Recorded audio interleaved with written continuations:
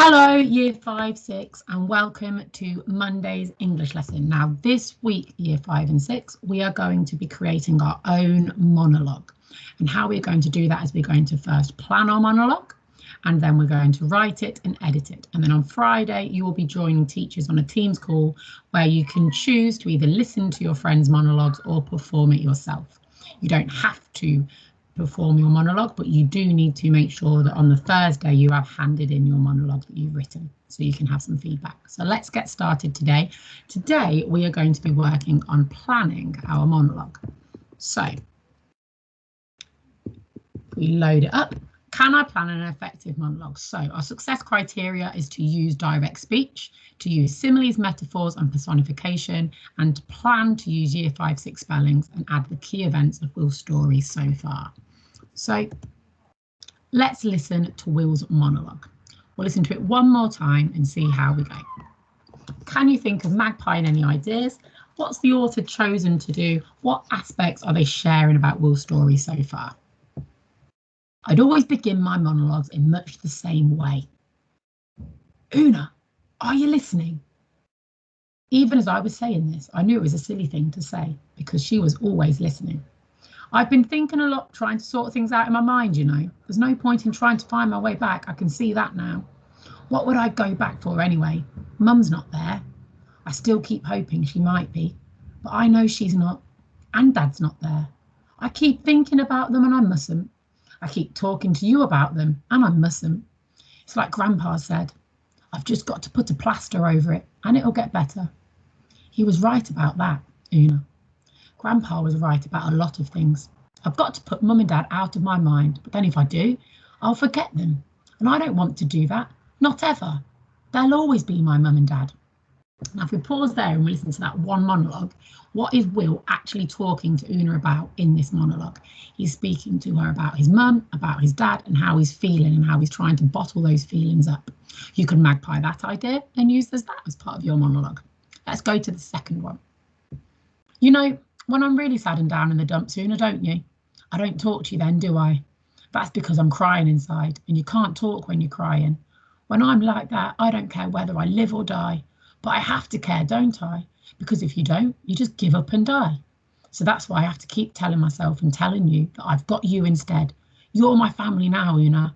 My home isn't Salisbury anymore, or down on the farm with Grandpa and Grandma in Devon. It's here in the jungle with you. Wherever you take me, that'll be my home. Wherever you go, I'll go. And I won't mind where that is, honest, just so long as you feed me lots of figs and just so long as you don't ever leave me. You and me, Una. We've got to stick together, right?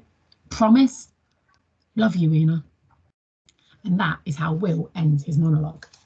When we're writing our monologue and planning our monologue today, we want to be thinking about where are we going to start and set the scene. So it's going to be a very short few sentences of description, and then we're going to go into our monologue, and we need to make sure that we use direct speech. So we're going to plan to use our inverted commas, punctuation in between that speech. So let's carry on with our planning. So what would you say to Una?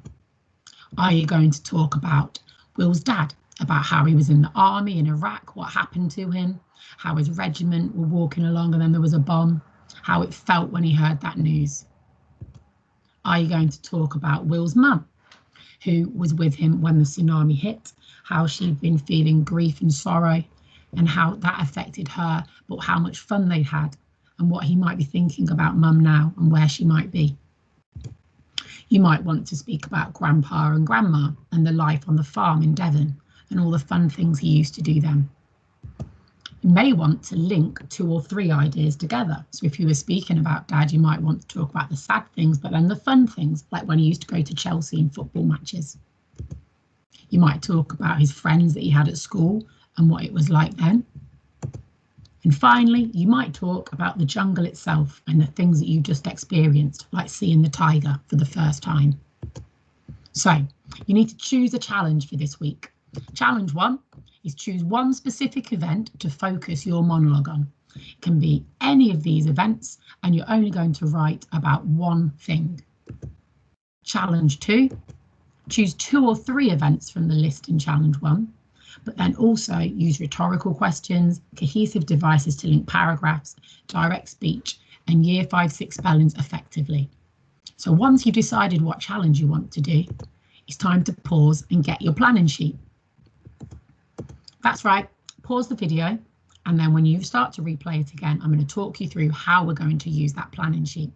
Now, the planning sheet is in the assignments under resources, or you might just be using your own piece of paper. For example, here's my notebook. I might be doing it on that. Once you've paused, come back and continue to play the presentation. So you've got your planning sheet, Year 5-6. It's now time for us to get planning. As you can see here, this is an example of what we hope to get by the end of the lesson. We'll see that there's different boxes and different examples of where we can put our vocabulary and items that we want to choose.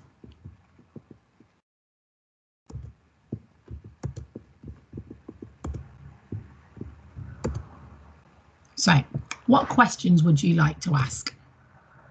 What might Will ask Una? These are our rhetorical questions.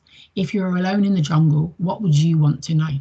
How are we going to get out? Where can we find food? And how are you? What vocabulary are you going to use? Think of all those skills we did last week. Can you use a thesaurus to find synonyms or antonyms for the emotions Will might be feeling? These are just a few examples. Personification, it means to give emotions to non-human things.